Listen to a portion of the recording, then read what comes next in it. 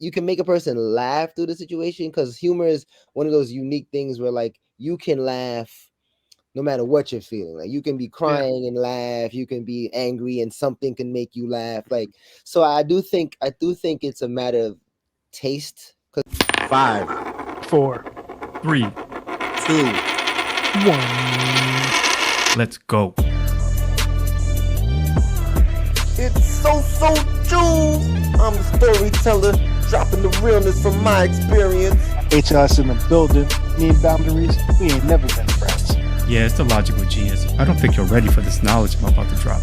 You are now listening to My 5 cents. My 5 Cents. My 5 Cent Podcast. Welcome to another episode of the My 5 Cents Podcast. Let me go ahead and introduce the cast of characters to my virtual left. Oh, shoot, I got it right. HLS. Habitual line stepper is here. What's up, everybody? What's going on, man? You looking good, man? I'm good. I can't complain. Ready to kick this new year off right. All right. And to our virtual bottom, we got the logical genius. Yo, the logical one is in the building. What's good? Chilling, and welcome to another episode of the My 5 Cent Podcast, the family debate show where we talk about perspectives and the art of persuasion. How y'all doing this week, fellas? Good. I can't complain. Cold, man. Cold. It's cold as hell in the New York area. Layer up, man. You gotta layer up. Layer up. I'm in the house. What do you want me to layer up in the house for? You're not outside with it? Even outside, I can't even go outside. It's too cold out now. It's too cold out. So let's go ahead and introduce our guest for this week. Our guest is a stand-up comedian and social media content creator. From the Bronx, from the BX, New York. All right. He has performed all over New York City, including venues such as Harlem Nights Bar, New York Comedy Club, and Broadway Comedy Club. As a member of an organization called The Rue, he has also co-produced and headlined his own sold-out comedy show called A Black Ass Comedy Show at Basquiat's Bottle in Brooklyn, New York.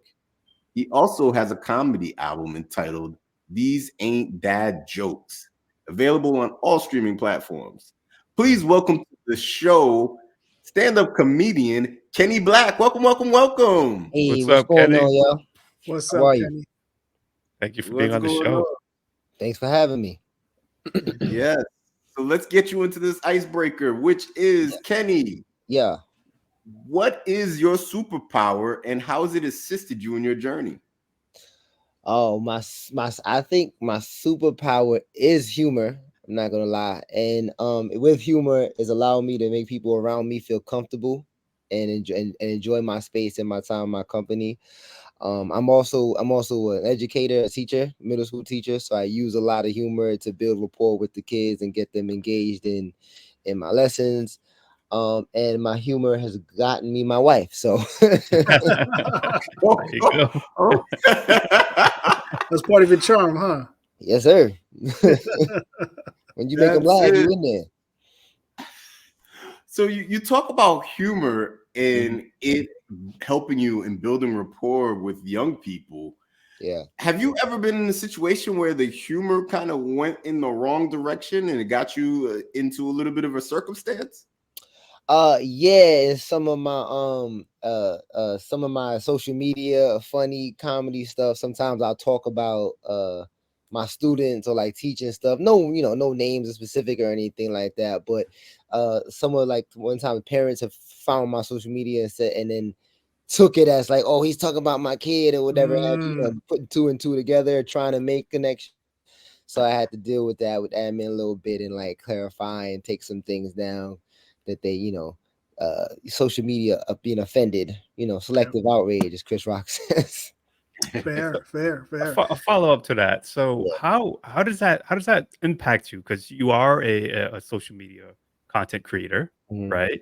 Now, do you feel like you're too boxed in because you're so conscious of I'm a teacher and they had me take down these things before, so now I'm kind of locked in, boxed into my creativity because of that reason? I'm I'm second guessing myself. How do you balance that dynamic? So yeah, yes and no. Some of it is like if I'm using direct school humor, like if I'm creating stuff, like I think I did do a video where I was like in the classroom. There was no kids at the time, but there was like a TikTok sound where it sounded like kids were like yelling and stuff. And I was like, when you come back from spring break and you don't really acknowledge that, whatever, it wasn't real, but you know, people watching it didn't really know. So then I know, okay, let me not do stuff actually in the classroom. So there's no stuff like that. And it also actually kind of makes me go, all right, let me find other things to joke about than just my teaching stuff, so that I don't fall, like you said, where I'm just making teacher content and that kind of stuff. So, and then it makes me stretch my creativity a bit, so that like, okay, I'm not being specific, or how can I talk about this thing where this topic where it might have been related to teaching, but maybe I can keep the punchline, change the premise, and relate it to something else. I see it. Because usually when you see these like reports or articles on like teachers and social media, it's like teacher dresses too sexy for classes. So it's usually something like that, which is always interesting. Yeah. There was actually a video that went viral. There's this new TikTok trend where it's like, I'm a Black teacher. And of course, I think with this person, she had grills, and of course I have my grills in. You know, I'm a Black teacher. So she got to the point where she was like, I'm a Black teacher. And she was like, yeah, of course I talk junk with my para that, you know, helps me out. And then the para says, yeah, fuck them kids. And I was like, you know, next up it's going to be like, I'm a Black teacher. And once this goes viral, I'm going to get fired. You know, like it's over. So you do kind of gotta be careful with like that. Like you don't want to go too far with it, but it's a weird time, because it's like it's only about who the right or the wrong person or group of people to see it, and then it's a big thing, because some people can't take a joke, but can't tell when something is just a joke. You know what I mean? So that's the hard part. Speaking of that, you know, comedy is very subjective, right? What you find funny, SoSo Juv may not find funny, and vice versa, right? It's super subjective. Yeah. Are certain jokes just not funny always? Or is it the audience that you have to pull to your side? Is there anything that's off limits? Some things, I think, like in all humor, there's probably someone who's gonna be offended by something. Like you said, not everyone finds everything funny, but I do think it's a way you go about it, and I do believe in timing, right? Like if you just lost someone, a parent or something, like that might not be the time that's not the time to joke about it. Like they just lost it, they're still feeling the emotion of it. That's not the right time to joke about it. But then there's also a way, like if not joking about the loss, but something in it to make that person, you can make a person laugh through the situation, because humor is one of those unique things where like you can laugh no matter what you're feeling. Like you can be crying and laugh, you can be angry and something can make you laugh. Like, so I do think it's a matter of taste, because sometimes some things are in bad taste, or like low hanging fruit, you know, that's just like, that joke was too obvious, too in your face, that it's just like, are you being intentionally offensive and funny? Right? Like there's that bully that, or like, you know, when you get roasted at school, you're like, it's making people laugh at their expense, but it's not that person who's being made fun of doesn't find it funny. But you know what I mean? So I do think there's a balance to it, and there's a way to talk about it. Like you can tell when someone is, as they say, laughing with you versus laughing at you. Okay. You know what I mean? Yeah, very much so. I feel like there's two groups that you just can't touch, and that's the Jews, and then that's the gay homosexual community. That right there, you can't touch them. I mean, they done changed reggae music, as Lots of Genius pointed out. Like, what is it? TOK, they don't even play their song anymore. They don't even play their banger anymore, because it's like, nah, we can't mention the Chichi Man no more. Like it's. So I feel like that one, there was, but I mean, those songs were kind of aggressive. they was kind of aggressive. Kind of, yeah. Smooth as hell.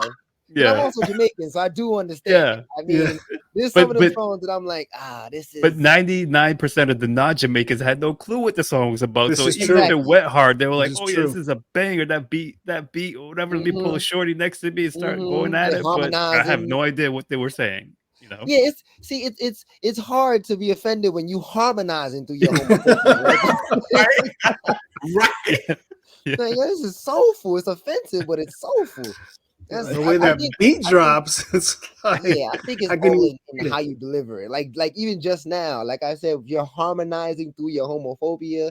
I'm not laughing. I'm not making fun of homophobia. I'm laughing at them making and that being homophobic. You know what I mean? So I feel like even if I'm homosexual, I can laugh at that because it's like, yeah, that was kind of. It's a way to go about it. It's tricky. It's definitely a delicate balance, but I think it's possible.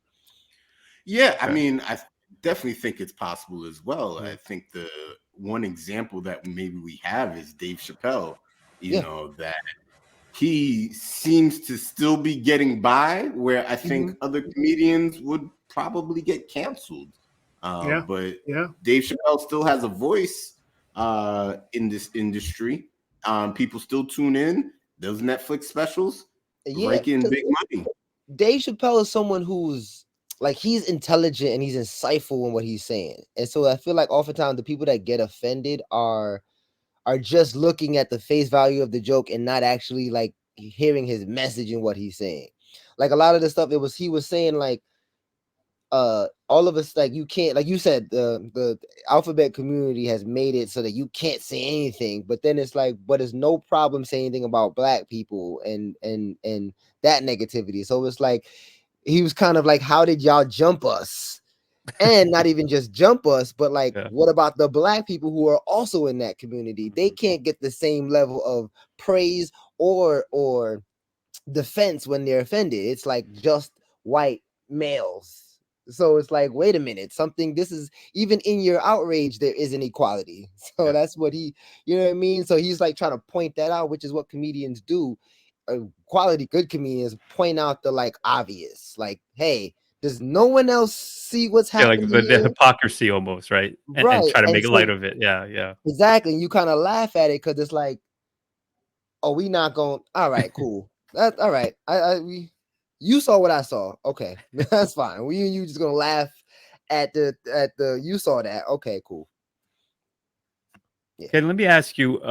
So you're a comedian and a teacher, so you have experience with students and kids. Like, which came first for you? Like, was it like simultaneous, or like how did you come about one or the other? I've always been into comedy, and the 90s, all the greats, everyone all informational for me. And it's like through life, I kind of studied them and go, how do I just be funny? So I'm one of those guys that felt like I was situational funny, but to stand up on stage and just make people laugh out the blue I didn't think I could do it. But a friend of mine is an R&B singer. His name's Lavelle, and he had a performance at a spot called Harlem Nights in Harlem. And it was the guy who was helping produce the event with him. Is a comedian himself, and he hosts events. I was hosting because I'm personality wise, like I can, I don't have a problem being on stage. I used to rap. So that guy saw me because I was stalling for my friend Lavelle for one point, and I just was just being funny to like make time go by. The guy who was the producer, his name is Joe Hill. He became a dean at my school, like that following, looks like 5 years ago, following fall at my school. So I'm like, okay. And I believe in like signs. So I'm like, what are the odds that we end up working together? So he used to have shows every week. I would go support his show. And every day he's like, yo, you're funny. I saw you on the performance and you're funny. When are you going to come do 5 minutes? And I'm like, nah, I can't. He's like, bro, you're a teacher. There's got to be something that's funny in your class that you can make jokes about. And so I'm like, all right. And I go back to class, and this situation happened in my class where, and I talked about it in my special, where I had these twins that didn't like each other, like identical twins, and they're like roasting each other. Like, yo, I hate your face. Ugly, you look, yeah. And I'm like, so I was like, no, this was one of those moments where it happened, and then I'm thinking about what Joe told me, and I'm like, if I were to tell someone this story, no one would believe me. And so that was the first joke that I crafted brought that to stage, and I had just recently became a dad, and I have a daughter. So, you know, all the thoughts that as a dad to a daughter happens. And I was like, oh, this is the fact that I'm having these thoughts, I can make them a joke. And so part of my first 5 minutes was the twins and some of the thoughts of having a daughter. And it started it. And I went first 5 minutes, Harlem Nights, and I've been going since. Nice. Yeah. We used to play spades with some friends, and there were two brothers, and their team name was "I hate you, no, I hate you," because they couldn't get along. Like, so I can relate a little bit. They weren't twins, but they could have been. It was the dynamic was just always off. That's funny. Do you remember what some of the things the twins were like bashing on each other about? Oh no, it was it was really like you man ugly, and I'm like, yo, that's just, he'd be like, yo, he look like Mario, and I'm like, you look like so you look like Luigi, like what do you say? Your mama's this. Wait, that's my mama too. Wait, but I'm like, and I'm saying that to him, he's like, nah, look at him, he look mad sad. I don't be sad like that. I'm like,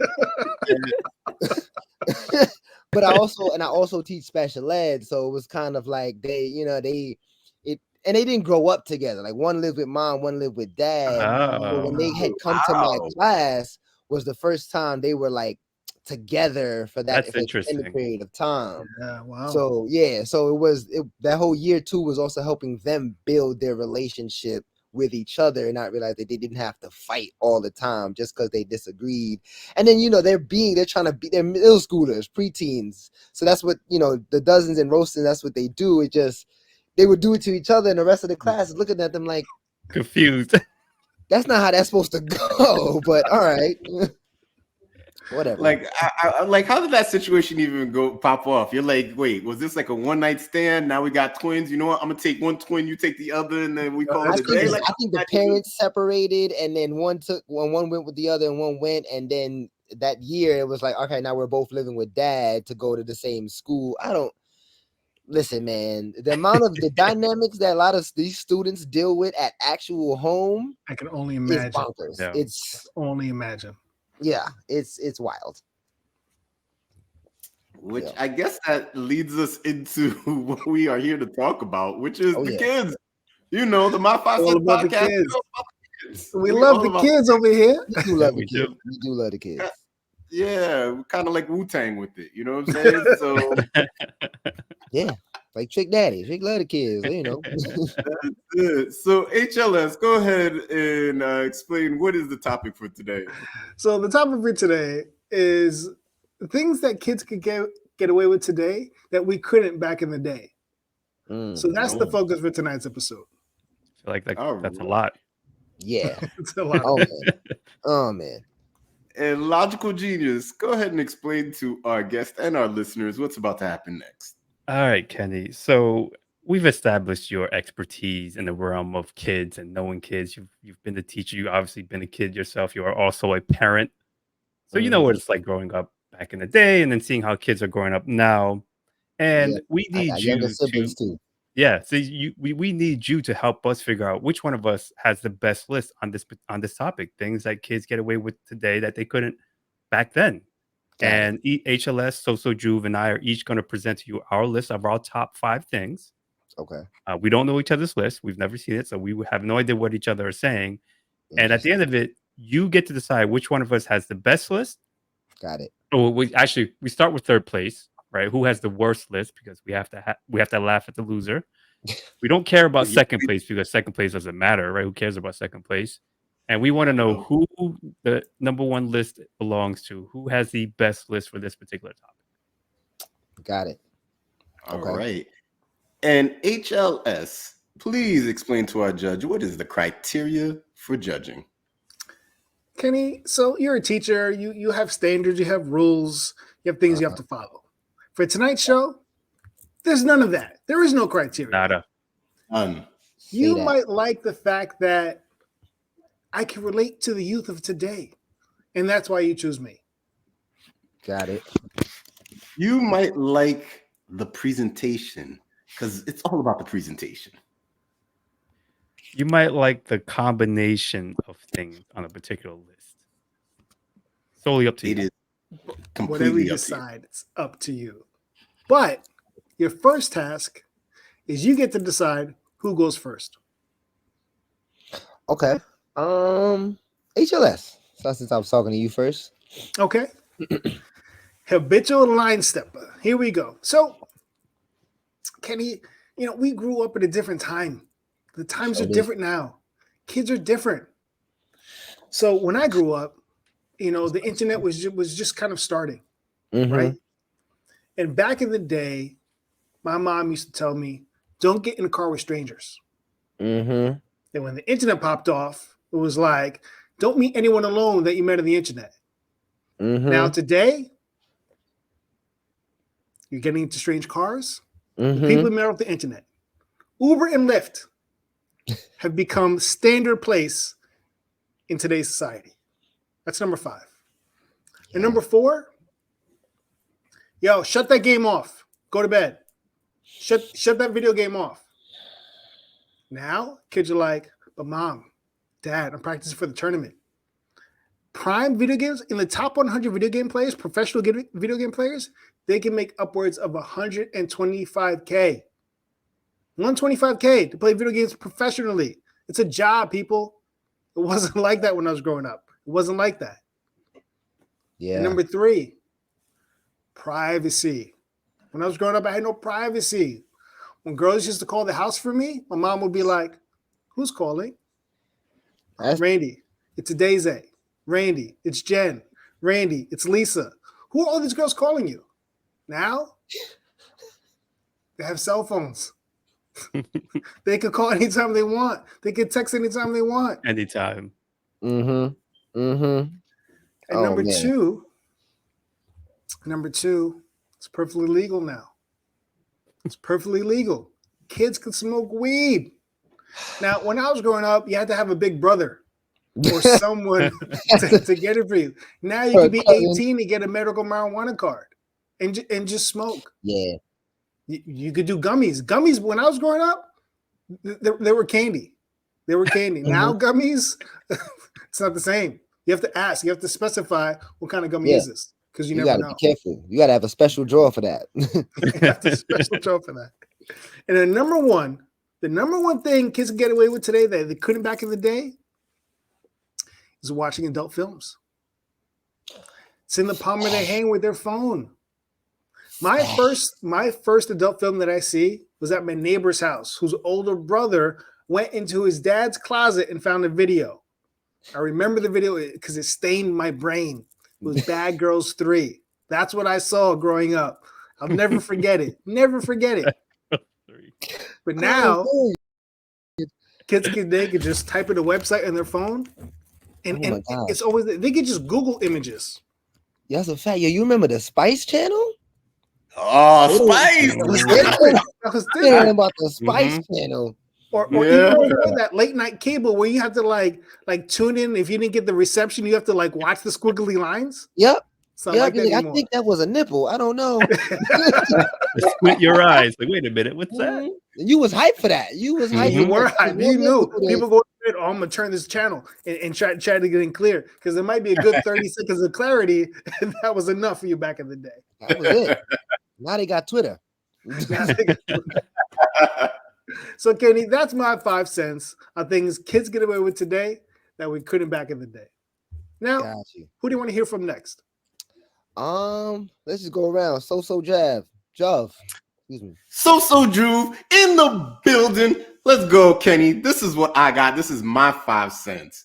And I promise you, people, I had no idea what Kenny's profession was up until this episode. And at number 5, I have disrespect your teacher. Yo. See, this is about generations. My parents came from the generation where the teachers would beat them with rulers. I'm not from that generation, but my parents were. And if I disrespected the teacher, my parents will pull out the ruler for them. Yep. I got in trouble at school around my birthday, and they took my whole birthday away. I didn't get no gifts. I didn't get no cake. I did that 2 years in a row. 2 years in a row. No birthday. The whole year was a wash. Yep. Yeah, I'm gone. And I remember the second year it happened. I was like, damn, again around my birthday? Like, That's 2 birthdays in a row. I got no gifts. So don't disrespect the teacher. Facts. They used to be them parents that would tell the teacher that they can hit the kid. Right? We don't got that anymore. These kids nowadays can say whatever they want to the teacher. They can say whatever they want.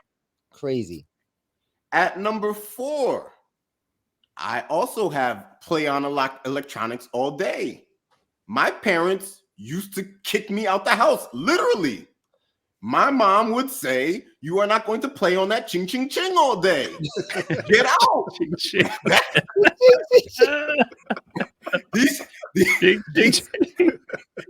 Hey, once again, people, I come from a Haitian household. You know what I'm saying? It's an island household. So y'all may not have had these experiences. I had these experiences. You ain't played on that ching ching ching all day. Get out this house. Yo, lock out the game and go outside. Go outside. No. Yeah. But these kids nowadays, they wake up to the tablet, they fall asleep to the tablet. Yeah. At number 3. Now, you kind of spoke about this bullying thing, and I'm about to get personal. But number 3, I have not taking care of personal hygiene. See, I come from the place where if you don't come correct, your feelings will get hurt. And this is a true story. I went to school one day in my youth, and I was ashy. And this one classmate, Charlie, I'll never forget him. He saw me and he said, "Damn, you the whitest black kid I've ever seen." Ever since then, I did not miss a day of putting lotion on me. These kids will be ashy. They won't have their hair combed. They'll come in nappy. Yo, you might be lucky if they brush their teeth. They come in with the drool stains still on their mouth. you just couldn't get it. Because I'm from that era of having a brush at all times. Yeah. Wave game all day. At all times. You couldn't get away with that before, but now it's like it's all good. Now it's peasy and nodded. I'm like, come on, you didn't even put that. What happened to the Ultra Sheen? What happened to Ultra Sheen? No Cantu, something? They're not even sponging no more. They just waking up, coming outside. Ugh. Oh my goodness. So at number 2, I have cussing in front of adults. There are certain things that you would have to call upon with Jesus. Once again, going back to my island roots there, sometimes they have to call on Jesus, Mary, and Joseph, the whole Holy Family, right? They call, if I cuss, there was only one time that I have cussed in front of my parents. And these kids, it's free for all. I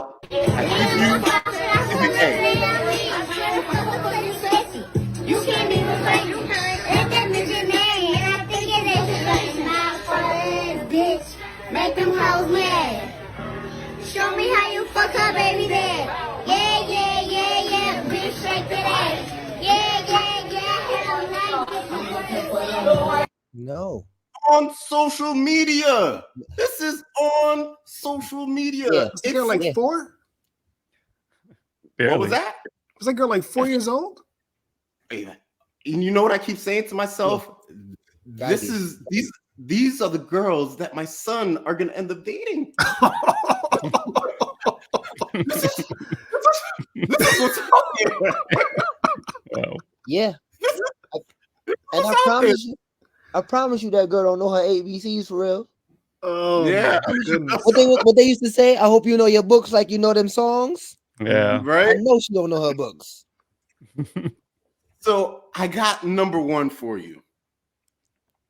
And that is twerking. My father once got pissed at my sister because she found a boyfriend in college. That boyfriend is now her husband. I think he's still pissed. Because he was like, yo, I didn't send you out to school for no boyfriend. Yeah. So my sister better not even think about going outside in no short shorts, show too much skins. But no, Kenny, not with these thoughts. These thoughts. these thoughts. Oh my God. I now present to you Exhibit B, Kenny. Oh man.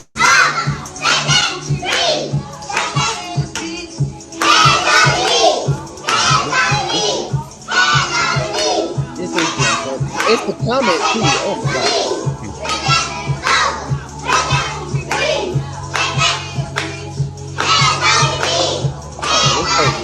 This makes me uncomfortable. This makes me uncomfortable. Kenny, I'm a mandated reporter. This is not Kenny. And these parents put it on social media because they think it's cute. Yeah, I know. I never understood that. I never understood that. And that right there, Kenny, is my 5 cents on the topic. Well, things kids get away with now that no way in hell that would happen before. No. Up next, you're going to listen to a dissertation from the logical genius on the topic. Because I'm the greatest. So Kenny, I appreciate you trying to follow along with HLS and trying to follow along with SoSo Juv. But here's the real list. Here's my 5 cents, right? I agree. Number 5 is talking back to adults, right? Because kids have this thing called the internet, right? And they can use that to threaten you in so many ways. They can look up child services websites. They can record their parent, and I've seen this, and put it on Instagram and put you on blast, or Facebook and put you on blast and embarrass you. So nowadays, parents are more fearful of their kids than the kids are fearful of them, because they feel like they can get away with murder more than what their parents can do to them as punishment for anything that they can do. So that's number 5 for me. At number 4, it's more of a personal thing, I think, but I think it kind of applies to everyone. So back in the day, Kenny, in middle school, we were given this option in terms of what class you want to take. I used to be able to take a wood shop class, right? Or this other thing called like home ec, right? They teach you how to cook, teach you how to do all these home ec-y type of things. Wood shop was full. So I had no choice but to take home ec, right? So I learned how to sew, I learned how to bake, right? One of the assignments was making a pillow, right? Basic pillow with a artwork design that you drew. What did I draw? I drew 2 machine guns and a guy getting shot. Would not get away with something like that today. There's any kind of artwork where you're depicting guns and violence, kids, you couldn't get away with it. At number 3, I have watching porn. I agree with HLS. I mean, porn is in your hand, but I think the issue is back in the day, you only had one television, right? So you had to plan your porn watching when your brother who shares a room with you, or your other brother who shares a room with you was asleep, or your parents were asleep, and you were hoping that they don't hear the volume. You had to lower it, and then you had to play it. If you somehow got a hold of your pop's VCR collection and you're playing it, and you're making sure when you're rewinding it, it's not too loud when you're rewinding or fast forwarding the scenes. But nowadays, pop it in your hand, go to the bathroom, go to the toilet, pop it in your hands, and you're good. At number 2, I think this is, being a teacher, you could probably appreciate this, plagiarism. I mean, back in the day, I had to go through volumes and volumes of encyclopedias. I had to do, in order to plagiarize, I had to actually work at plagiarize, right? I had to go to the library, find my sources or whatever. Britannica. Seriously, right? And like nowadays, yeah, Google search it real quickly, right? And then pull whatever information for your report, for your homework assignment. Now it's even worse because we got this thing called what? AI, right? All you have to do is pop some questions to AI, and AI will write you your entire biography about Christopher Columbus, about whoever you want, and it'll summarize it for you, put it all in a nice little presentation, and then you just submit that. So plagiarism for me is number 2. And number 1, I think this is something that those from the previous generation probably could appreciate. But at number 1, I would say video games, just like HLS. And I go back to what I was saying about watching porn. You only have one television, right? So usually, back in the day, the video games that you played and the TV broke, whose fault was it? Your fault, because you were playing video games on it too much. Right? Even though that may not have been the case, that may not have been the reason for the TV break. It was just an old TV that your parents had for 30 years and it broke, right? But no, because you played that video game for far too long and you didn't get off when they told you to get off, you broke the damn television. But nowadays that doesn't happen because you have video games on your phone, you have video games in your room, you have a computer in your room, you have a TV in your room, you have 8 or 6 different televisions in the house, and you can get away with watching and playing video games while your parents are doing something else, watching TV, or your brother's watching TV in another room. And they're like, I don't care if you play video games because I'm doing my own thing, watching Netflix or Prime Video or whatever the case may be. So number one for me is playing video games. And Kenny, that is my 5 cents on the topic. That's a solid list, and I ain't gonna lie to you. I ain't gonna lie.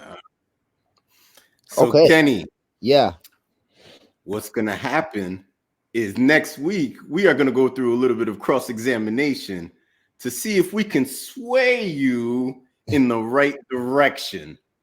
So tune in next week, everybody, to see who Kenny chooses as the loser and as the grand champ. See y'all next week. Next week.